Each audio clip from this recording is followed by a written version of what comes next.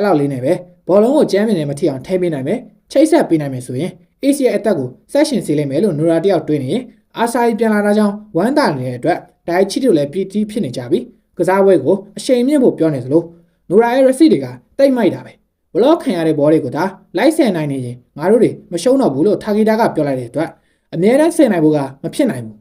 ကီလို100နှုန်းနဲ့သွားနေတဲ့ဘောလုံးက3မီတာအတွင်းမှာကျအမြဲတော့ဆယ်နိုင်မှာမဟုတ်ဘူးဒါပေမဲ့ဘလော့ပိတ်ခံရတိုင်းအဆုံးသက်သွားမှာမဟုတ်တာကိုတော့သိထားရမယ်ဒီလိုဆိုရင် Ace ကစိတ်ရှိတိုင်း spike လို့ရနိုင်ပြီပေါ့ဆိုပြီးဥခိုင်ကပြန်ရှင်းပြလိုက်ပါတယ်သူတို့ရဲ့ receipt တွေကအားနေသေးတာပဲ